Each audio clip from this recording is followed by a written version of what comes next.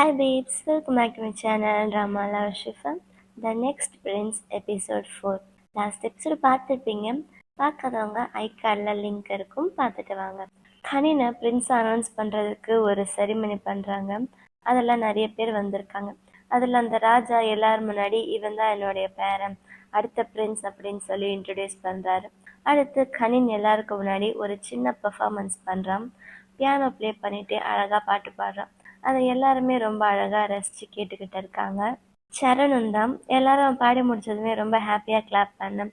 அவனை எந்திரிச்சு எல்லாருக்கும் ரொம்ப ஸ்மைல் பண்ணிட்டு அழகாக போ பண்ணுறான்.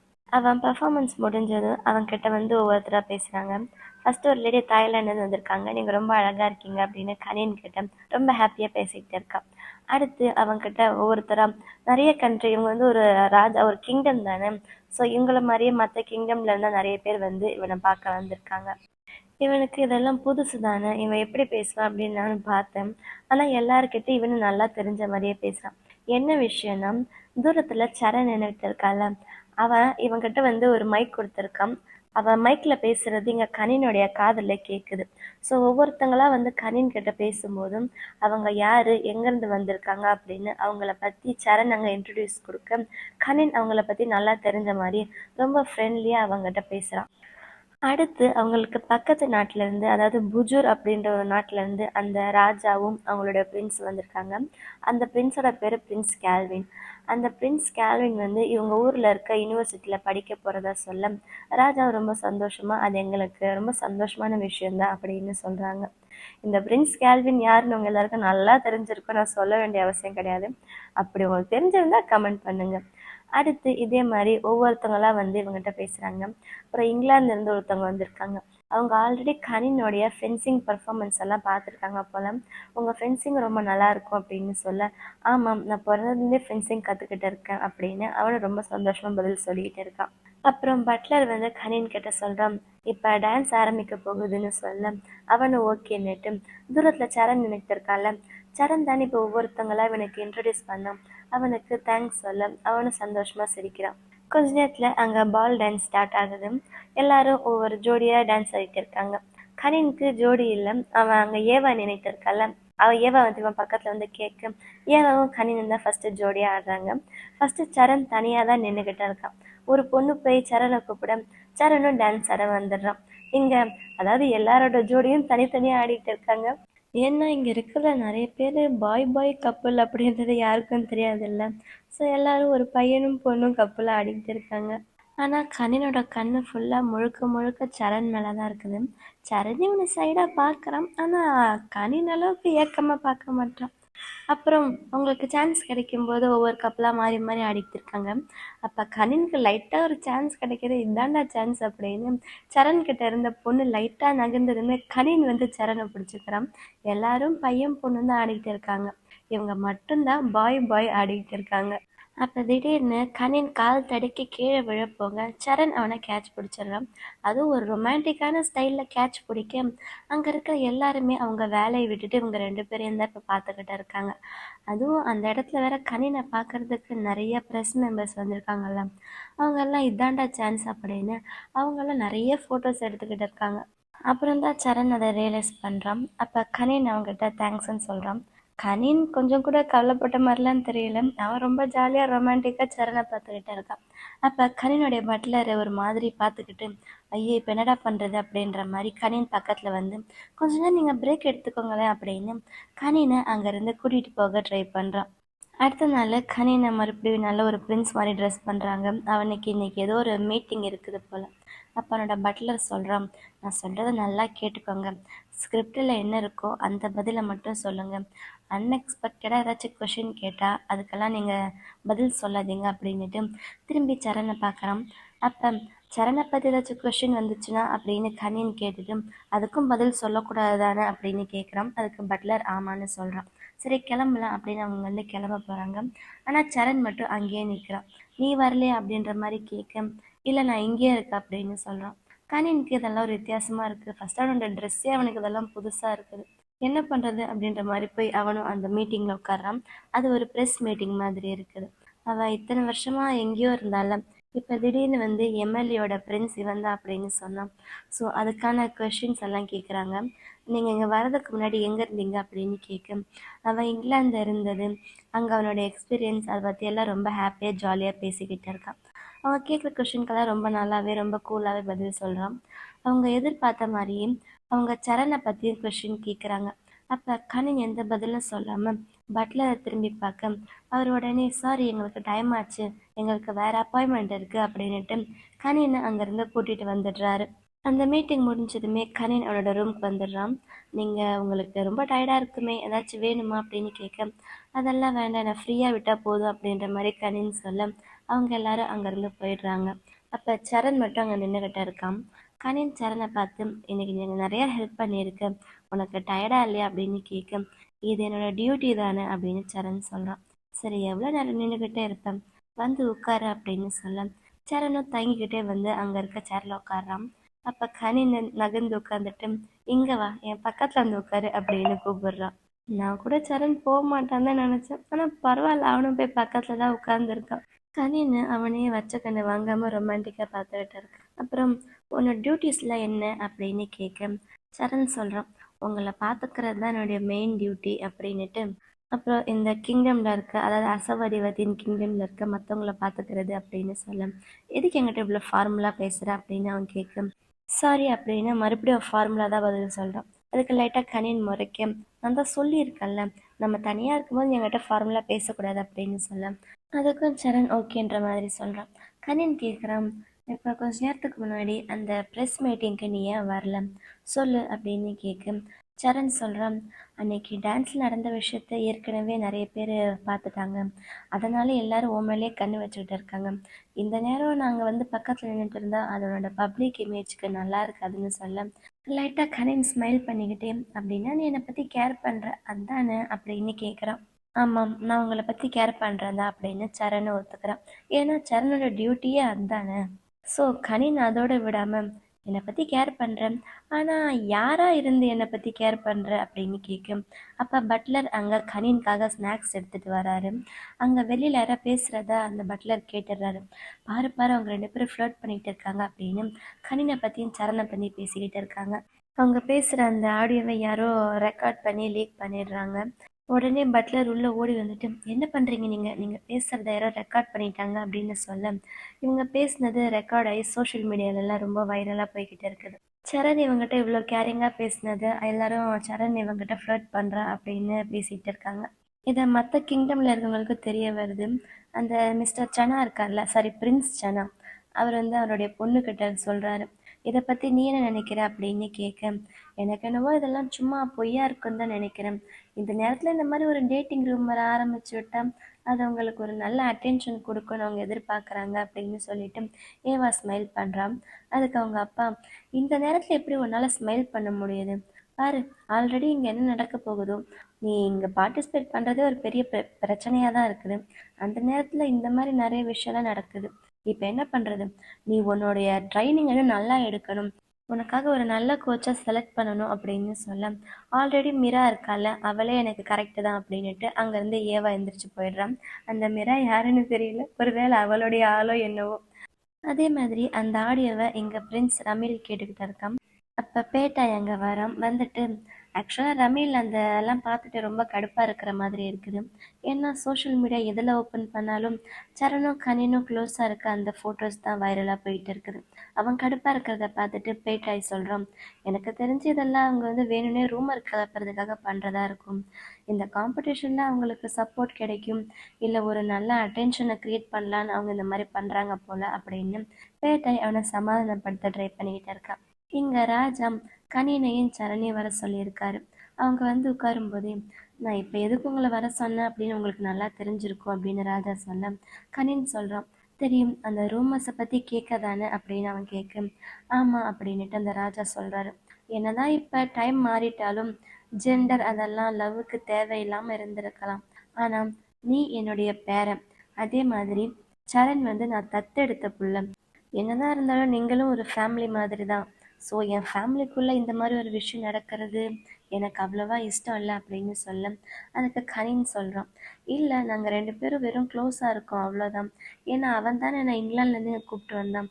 ஸோ மற்றவங்கள கம்பேர் பண்ணுறதுக்கு நான் அவன் கூட கொஞ்சம் க்ளோஸாக இருக்கேன் அவ்வளோதான் அப்படின்னு சொல்ல ராஜா சொல்கிறாரு. ராஜா வந்து அந்த சரண் கிட்ட கேட்குறாரு, அவ்வளோதானே வேற எதுவும் இல்லையே அப்படின்ற மாதிரி கேட்க, ஆமாம் வேற எதுவும் கிடையாது, நான் அவருடைய பர்சனல் ஒரு பாடி கார்டு மாதிரி தான் நடந்துக்கிறேன், மற்றபடி எங்கள் 2 பேருக்குள்ளே எதுவும் இல்லை அப்படின்னு சொல்ல கனின் லைட்டாக அவன் ஒரு மாதிரி பார்க்குறான்.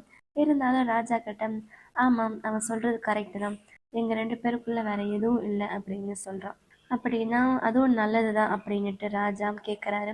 சரி இப்போ இந்த ரூமர்ஸ்க்கு என்ன பண்ணுறது அப்படின்னு கேட்க அவங்க 2 பேரும் என்ன பண்ணுறது அப்படின்னு யோசிக்கிறாங்க. அப்போ அவங்களோட பட்லர் இருக்கான்ல, அவன் ஒரு ஐடியா கொடுக்குறான். என்கிட்ட ஒரு ஐடியா இருக்குது கேட்குறீங்களா அப்படின்னுட்டு. என்னதான் இவங்க 2 பேருக்குள்ள இருக்க விஷயம் வந்து ஒரு ரூமராக ஸ்ப்ரெட் ஆகியிருந்தாலும் இப்போ இது வந்து நிறைய பேருக்கு இவங்க மேலே வந்து ஒரு அஃபெக்ஷன் வர்றதுக்கு ஒரு சான்ஸாக இருக்கும். ஸோ இதையே நம்ம கண்டினியூ பண்ணலாம் அப்படின்னு வேணுமுன்னே சரணையும் கனினையும் ஒன்றா உட்கார வச்சு அவங்க 2 பேரும் க்ளோஸாக இன்ட்ராக்ட் பண்ணுற மாதிரி, அவங்க சாப்பிட்ற மாதிரி அந்த ஃபோட்டோஸ் எல்லாம் இவங்களே எடுக்கிறாங்க. அதாவது இவங்களுக்கு அட்டென்ஷன் க்ரியேட் பண்ணுறதுக்காக இவங்களாவே இதை ஒரு சான்ஸாக எடுத்துக்கிறாங்க. அந்த வேலையெல்லாம் முடிஞ்சதுமே கனின் கடுப்பாயிட்டு, அப்பாடா ஒரு வேலையெல்லாம் முடிஞ்சிச்சு அப்படின்ட்டு அவன் பெட்டில் தூங்குறான். கொஞ்சம் நீங்கள் குளிக்கிறீங்களா, குளிச்சா ஃப்ரெஷ்ஷாக இருப்பீங்க அப்படின்னு பட்லர் சொல்ல, அதுவும் நல்லா தான் இருக்கும் அப்படின்னு சொல்ல பட்லர் பக்கத்தில் வர அவனோட ட்ரெஸ்ஸை கழட்டி விடுறதுக்கு, என்ன பண்ணுற நீ கிளம்பு நான் பார்த்துக்கிறேன் அப்படின்னு சொல்ல பட்லர் திரும்பி சரணை பார்த்து கிளம்பு அப்படின்னு சொல்ல, நான் ஒன்றை தான் சொன்னேன் அப்படின்னு கனின்னு சொல்ல, ஓ என்னையா அப்படின்ட்டு பட்லர் அங்கேருந்து போக போகிறான். அப்போ சரணம் பின்னாடியே போக, நீ எங்கே போகிற, நான் உன்னை போகணும்னு சொல்லவே இல்லையே அப்படின்னு சொல்ல சரண் வந்து அவன் பக்கத்தில் நிற்கிறான். அப்போ கனின் சொல்கிறான், இப்போ இங்கே யாரும் இல்லை, நம்ம 2 பேர் தான் இருக்கோம். இப்போ சொல்லு, அன்னைக்கு தாத்தா முன்னாடி நீ எதுக்கு அந்த மாதிரி சொன்ன, நீ சொன்னது உண்மைதானா, நீ வெறும் என்னுடைய பாடி கார்டாக மட்டும்தான் நடந்துக்கிறியா அப்படின்னு கேட்க அதுக்கு சரண் ஆமான்னு சொல்கிறான். ஆனால் அவ்வளோதானா, நம்ம 2 பேரும் ஃப்ரெண்ட்ஸு அது உண்மை தானே அப்படின்னு கேட்க அதுக்கு சரண் எந்த பதிலும் சொல்லாமல், வேறு எதுவும் இல்லைன்னா நான் இங்கேருந்து கிளம்புறேன் அப்படின்ட்டு அவன் பாட்டுக்கு அங்கேருந்து போகிறான். கனின்னு அவனே லைட்டாக முறைக்கிற மாதிரி பார்த்துக்கிட்டு இருக்கான். அப்புறம் கனின்னு ரொம்ப சோகமாக பெட்டில் படுத்துட்டு ஃபீல் பண்ணிக்கிட்டு இருக்கேன். அவனுக்கு அவங்க அப்பாவோட ஞாபகம் வருது.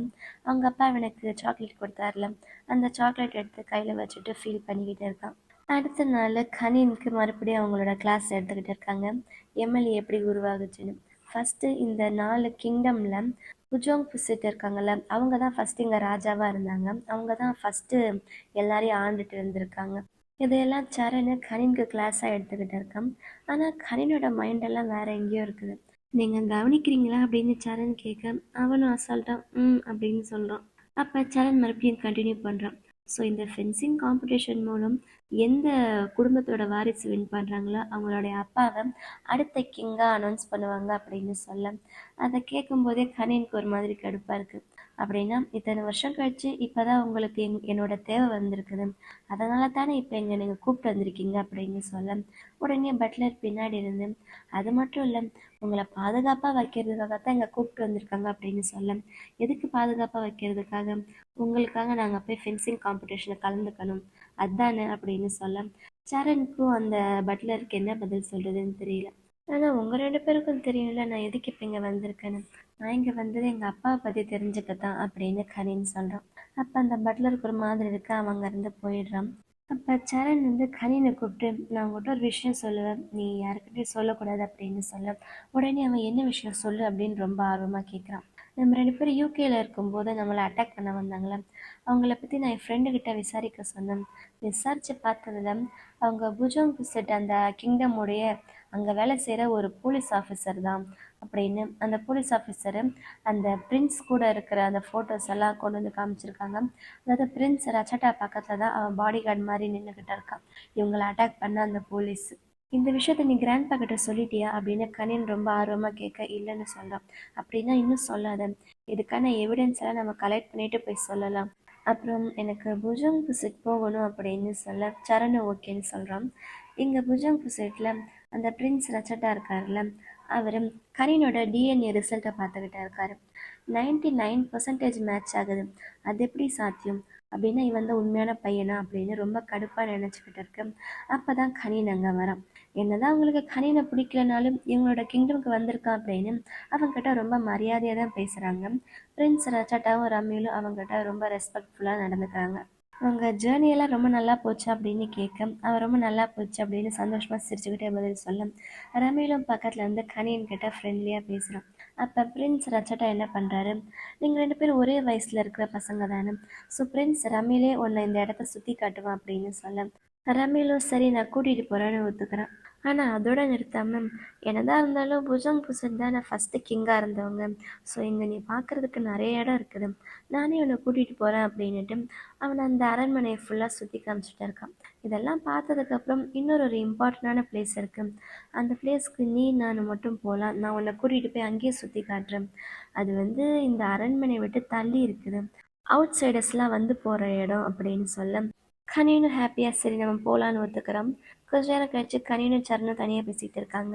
அப்போ சரணு நான் வேணா உங்க கூட வரட்டுமா அப்படின்ற மாதிரி கேட்க இல்லை நான் தனியாகவே பார்த்துக்கிறேன், எனக்கு தெரிஞ்ச பிரின்ஸ் ரம்மியில் எதுவும் பிளான்லாம் பண்ண மாட்டான் இந்த சுச்சுவேஷனில் அப்படின்னுட்டு நீ ஒன்றும் கவலைப்பட வேண்டாம் நான் தனியாகவே போயிட்டு வரேன் அப்படின்னு கனின்னு சொல்கிறான். அப்புறம் ரம்மிலும் கனின்னு வந்து சைக்கிளிங் போகிறாங்க. அந்த அவன் தனியாக கூட்டிகிட்டு போகிறேன்னு சொன்னால அது வந்து அந்த கிங்டமுக்கு பக்கத்தில் இருக்கிற ஒரு ரிசர்வ் ஃபாரஸ்ட்டு. அங்கே அரண்மனையில் இருக்கிற வேலையாளுங்க யாருமே இல்லை, இவங்க 2 பேர் தான் தனியாக இருக்காங்க. அதில் மலை உச்சியில் போய் நின்று 2 பேரும் பேசிக்கிட்டு இருக்காங்க. அப்போ கனின்னு ரமீல் கிட்ட ரொம்ப அக்கறையாக தான் பேசுகிறான். நீ சின்ன வயசுலேருந்து இந்த கிங்டமில் வளர்ந்துருக்கு, ரொம்பவே நிறைய கஷ்டமான சுச்சுவேஷன்லாம் ஃபேஸ் பண்ணியிருப்பல அப்படின்னு கனின் அவங்ககிட்ட பாசமாக தான் பேசுகிறான். ரமீலும் அவங்ககிட்ட நல்லா நடந்துக்கிற மாதிரி தான் இருக்குது. இருந்தாலும் எங்கே ரமீல் கனினை மலையிலேருந்து தள்ளி விட்டுருவானோ அப்படின்னு எனக்கு தோணிக்கிட்டே இருந்துச்சு. அப்படியெல்லாம் ஒன்றும் நடக்கலை. அப்புறம் மறுபடியும் அவங்க சைக்கிளிங் பண்ணுறாங்க. அப்போ அங்கே இருக்க குகைக்குள்ளே போகிறாங்க. அங்கே ஒரு பெரிய பாம்பு சிலை இருக்குது.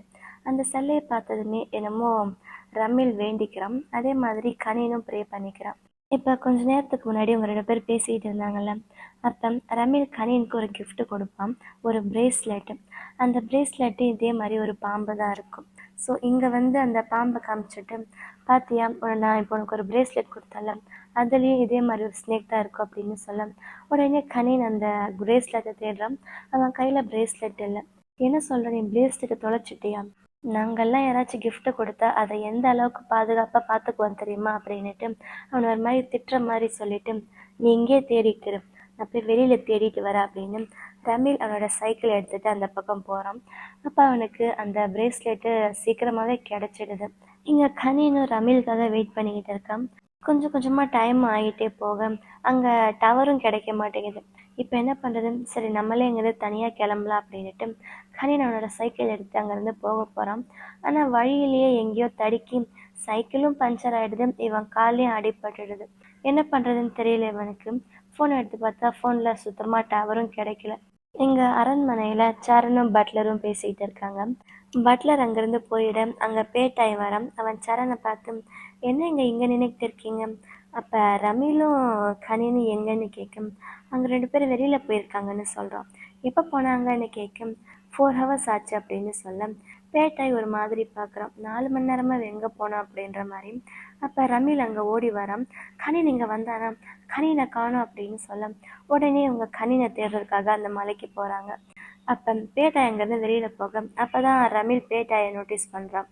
நீ எப்போ இங்கே வந்த, நீ நாளைக்கு தானே வரதா இருந்த அப்படின்னு கேட்க அதெல்லாம் அப்புறம் பேசலாம், ஃபஸ்ட்டு போய் இப்போ கனினை தேடலாம் அப்படின்னு இவங்க எல்லாருமே அந்த குகைக்கு ஓடி போகிறாங்க. எல்லாரும் ஒவ்வொரு பக்கமாக பிரிஞ்சு போய் தேடலாம் அப்படின்னு முடிவு பண்ணேன். இங்கே சரண் ஒரு பக்கமும் ரமீல் ஒரு பக்கமும் அப்படின்னு ஆளுக்கு ஒவ்வொரு பக்கம் போகிறாங்க. இங்கே கனினுடைய சைக்கிளில் அடிபட்டிருக்குது, அவன் காலையும் அடிபட்டிருக்குல்ல, ஸோ அவனால் எங்கேயும் போகாமல் அவன் அங்கேயே உட்காந்துருக்கேன். சரண் அவனை தேடிக்கிட்டு வரேன். அவனுக்கு சரணோட குரல் கேட்டுறது. அதான் நான் எங்கே இருக்கேன் அப்படின்னு சொல்ல சரண் ஓடி வந்து உங்களுக்கு ஒன்றும் ஆகலையே அப்படின்னு ரொம்ப கவலையாக கேட்கும். இல்லை ஒன்றும் ஆகலை, ஆனால் டயர் பஞ்சர் ஆகிடுச்சு, எனக்கு கொஞ்சம் அடியும் பட்டுருச்சா, அதான் எங்கேயும் போகாமல் இங்கேயே உட்காந்துட்டேன் அப்படின்னு சொல்ல உங்களுக்கு அடிபட்டிருக்கு அப்படின்னு உடனே அவன் காலில் அடிபட்டிருக்குல்ல அதை பார்த்துக்கிட்டு இருக்கான் சரண். சாரி நான் உன்னை ரொம்ப கவலைப்பட வச்சுட்டேன்ல அப்படின்னு கனின் கேட்க அப்படியெல்லாம் ஒன்றும் கிடையாது, இதெல்லாம் என்னுடைய தப்பு தான் அப்படின்னு சரண் சொல்ல இல்லை இதில் உன் தப்பு என்ன இருக்குது, இது ஏன் தப்பு தான் அப்படின்னு கனின் சொல்கிறான். இல்லை இதெல்லாம் ஏன் தப்பு தான், உங்களை காப்பாற்றுறது தான் நான் என்னோட வேலை, உங்களை ப்ரொடெக்ட் பண்ணி நான் வச்சுருந்துருக்கணும், உங்களை இந்த மாதிரி தனியாக நான் விட்டு இருக்கவே கூடாது அப்படின்னு சரண் அவனை குறை சொல்லிக்கிட்டு இருக்கான். அப்புறம் நீங்கள் நினைக்கிறத விட நீங்கள் எனக்கு ரொம்ப ரொம்ப முக்கியமான ஒரு பர்சன் அப்படின்னு சொல்ல கனின் சந்தோஷமாக சரணை பார்க்குறான். சரி வாங்க கிளம்பலாம் அப்படின்னுட்டு கனின் காலில் தான் அடிபட்டிருக்கல. சரண் அவனை மடியில் தூக்கிட்டு அங்கேருந்து நடக்க போகிறான். கனினுக்கு மனசுக்குள்ள ஒரு ஹாப்பியாக இருக்கு போல. அந்த நேரம் இவங்களை தேடிட்டு வந்தாங்கல்ல, அவங்கெல்லாம் அங்கே வந்துடுறாங்க. அவங்க வந்ததுமே கனினை அவன் கீழே இறக்கி விட்டுடுறான். ரமேலு பேட்டா எல்லாருமே வந்து அவன்கிட்ட சாரி சொல்கிறாங்க. சாரி, நான் உன்னை தேடிட்டு மறுபடியும் இந்த குகைக்குள்ளே வந்தேன், ஆனால் நான் உன்னை பார்க்கவே இல்லை அப்படின்னு சொல்ல அதுக்கு கனின் எதுவும் பெருசாக சொல்ல மாட்டான். ஆனால் பேட்டாய் ரமேலை ஒரு மாதிரி பார்க்குறான். பேட்டாய்க்கு ரமேலை பற்றி தெரியும் போல். அப்போ இந்த அவனோட பிரேஸ்லெட் நான் கண்டுபிடிச்சிட்டேன் அப்படின்னுட்டு அதை அவன் கனின் கையிலே திரும்ப கொடுக்குறான். கனின் எதுவும் சொல்ல மாட்டான், ஆனால் அவன் ரமேலை ஒரு மாதிரி பார்க்குறான். அப்புறம் கனினை கூப்பிட்டு வந்து அவனுக்கு அடிபட்டுச்சுல, அதை ட்ரீட்மெண்ட் பண்ணிக்கிட்டு இருக்காங்க. அப்போ பிரின்ஸ் ரச்சட்டா அங்கே வராரு. ரொம்ப கோபமாக வராரு ரமேல் மேலே. ஆனால் ஃபஸ்ட்டு வந்து கனின் மேலே தான் ரொம்ப அக்கறையாக வராரு. உங்களுக்கு ஒன்றும் ஆகலையே அப்படின்ற மாதிரி கேட்க, இல்லை எனக்கு எதுவும் ஆகலை அப்படின்னு கனின் சொல்கிறான். உடனே பக்கத்தில் நின்றுக்கிட்டு இருந்த பேட்டாய்க்கு பலார்னு ஒரு அறை விழுது. கனின் நீ என்ன நடக்குதுங்க அப்படின்ற மாதிரி பார்க்க பிரின்ஸ் ரச்சட்டா ரமீலை பார்த்து நீ கனின் கிட்ட சாரி சொன்னியா அப்படின்னு கேட்குறாரு. ரமீல் என்னடா அப்படிங்கிற மாதிரி பார்க்க அவர் சாரி சொல்ல அப்படின்ற மாதிரி தலையாட்டுறாரு. அப்பயும் ரமீல் வந்து சாரி சொல்கிற மாதிரி இல்லை, ஒரு மாதிரி தான் பார்க்குறான். அப்போ ஒரு பக்கத்தில் வந்து ரமீலோட தலையை பிடிச்சிட்டு நான் உங்கள்கிட்ட என்ன சொன்னேன், சாரி தானே கேட்க சொன்னேன் அப்படின்னு சொல்ல இதெல்லாம் கனியனுக்கு ஒரு மாதிரி அன்கம்ஃபர்டபுளாக இருக்கு. ப்ளீஸ் அங்கிள் இந்த மாதிரி பண்ணாதீங்க, எனக்கு அவன் மேலே கோபமும் கிடையாது, இது அவனோட தப்பும் கிடையாது, அந்த மாதிரிலாம் ஒன்றும் இல்லை, எனக்கு யார் மேலேயும் கோபம் இல்லை அப்படின்ட்டு இன்னைக்கு நைட்டு இங்கே தங்குறது சரியாக இருக்காது, நான் கிளம்புறேன் அப்படின்ட்டு கனியன் அங்கேருந்து கிளம்பிடுறான். அவங்க போனதுமே மறுபடியும் பிரின்ஸ் ரச்சட்டா பேட்டாயை தான் அடிக்கிறாரு. ரமீலை திட்டுறாரு, ஆனால் பேட்டாயை அடிக்கிறாரு.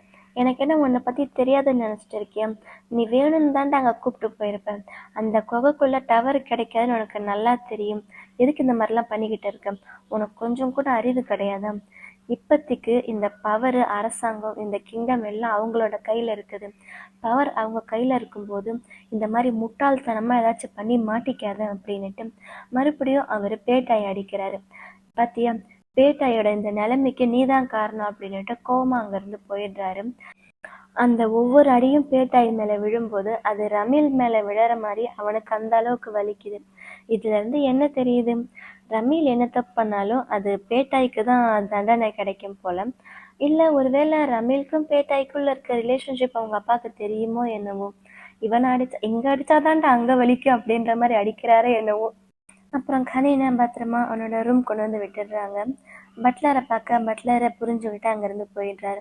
அப்புறம் கனினும் சரணும் தனியாக இருக்கிறாங்க. அப்போ கனின் சொல்கிறான், இது உன்னோட தப்பு கிடையாது, இதெல்லாம் என்னோட தப்பு தான், நாங்கள் தனியாக போனது என்னோட பிரச்சனை, நான் தான் அந்த மாதிரி பண்ணியிருக்கக்கூடாது அப்படின்னு சொல்ல. ஆனால் நாங்கள் அடிபட்டு தனியாக உட்காந்துருக்கும் போது நீ வந்து என்னை ஃபஸ்ட்டு கண்டுபிடிச்ச, அது எனக்கு ரொம்ப சந்தோஷம் அப்படின்னு கனின்னு சொல்ல. நான் அவங்கள கண்டுபிடிச்சதுல எனக்கும் சந்தோஷம்தான் அப்படின்னு சரண் சொல்கிறான். அப்புறம் இந்த புஜும் புசிட்டு நம்ம மேலே ரொம்ப கோபமாக இருக்காங்க போல், அவங்கள பார்த்தா நம்மக்கிட்ட ஃப்ரெண்ட்லியாக நடந்துக்கிற மாதிரி தெரியல அப்படின்னு கரின்னு சொல்கிறான். அப்புறம் இன்னைக்கு நடந்த எந்த விஷயமும் தாத்தாக்கு தெரிய வேணாம் அப்படின்னு கேட்க, ஆனால் எந்த சீக்கிரட்டுமே ராஜா கிட்ட இருந்து மறைக்க முடியாது அப்படின்னு சரண் சொல்கிறான். அடுத்த சீன்லேயே தாத்தா சரணை வர சொல்கிறாரு. அவங்க 2 பேரும் பேசிகிட்டு இருக்காங்க. அப்போ அங்கே ஒரு பெயிண்டிங் மாதிரி வச்சுருக்குது. அந்த ஸ்டார்ஸ் எல்லாம் கனெக்ட் பண்ணி ஒரு பெயிண்டிங் மாதிரி பண்ணுவாங்கள்ல அது. இதை பார்த்தா உனக்கு எப்படி தெரியுது அப்படின்னு ராஜா சரண் கிட்ட கேட்க, அதில் அந்த 2 பேர் கையை பிடிச்சிக்கிட்டு இருக்கிற மாதிரி இருக்குது, அது பார்க்க ரொம்ப ரொமான்டிக்காக இருக்குது அப்படின்னு சரண் சொல்கிறான். உடனே தாத்தா அந்த பெயிண்டிங்க்கான மீனிங் சொல்கிறாரு. ஆக்சுவலாக அந்த பெயிண்டிங்கில் 2 பேர் கையை பிடிச்சிக்கிட்டு இருக்காங்கல்ல, அதில் அந்த 2 பேரோட பேரை சொல்லி அவங்க 2 பேரும் பண்ண சாக்ரிஃபைஸு, அவங்க 2 பேரால் சாகிற வரைக்கும் ஒன்றா சேர முடியாது அப்படின்ற கதையை சொல்ல, இப்போ சொல்லு, இப்போயும் உனக்கு அது ரொமான்டிக்காக தான் தெரியுதா அப்படின்னு கேட்க, சரண் அதை மறுபடியும் பார்த்துட்டு, என்னை மன்னிச்சுக்கோங்க, உங்களோட ஒப்பீனியனை நான் மாற்றி சொல்கிறதா இருக்கலாம், ஆனால் என்னை பொறுத்த வரைக்கும் உண்மையான காதலுக்கு நடுவில் ஆகாயம் எது வந்தாலும் காதல் தான் கடைசியில் நிற்கும், எனக்கு இப்போவுமே அந்த பெயிண்டிங் பார்க்கறதுக்கு ரொமான்டிக்காக தான் தெரியுது அப்படின்னு சொல்லிட்டு ராஜாவும் அதுக்கு லைட்டாக ஸ்மைல் பண்ணுறாரு. அப்புறம் அன்னைக்கு அந்த புஜூர் கிங்டம்லேருந்து பிரின்ஸ் கேல்வின் இவங்க ஊருக்கு படிக்க வரதா சொல்லியிருந்தாங்கல்ல. அந்த பிரின்ஸ் கேல்வின் வந்து உன்னோட யூனிவர்சிட்டிக்கு தான் படிக்க வரான், நீ அவனை கொஞ்சம் பார்த்துக்கோ அப்படின்ற மாதிரி சொல்ல. ஆனால் இங்கே எனக்கு கணினை பார்க்குற வேலை இருக்கே அப்படின்ற மாதிரி சரண் கேட்குறான். அதுக்கு ராஜா சொல்கிறாரு, எனக்கு தெரியும் உனக்கு உன்னுடைய ப்ரொஃபஸர் வேலை எவ்வளோ பிடிக்கும்னு. ஸோ நீ உன்னோட வேலையை பாரு, இதிலேருந்து அப்பப்போ பிரேக் எடுத்துக்கோ அப்படின்னு சொல்ல சரணும் கொஞ்ச நேரம் ராஜா கிட்ட பேசிட்டு அங்கேருந்து போயிடுறான்.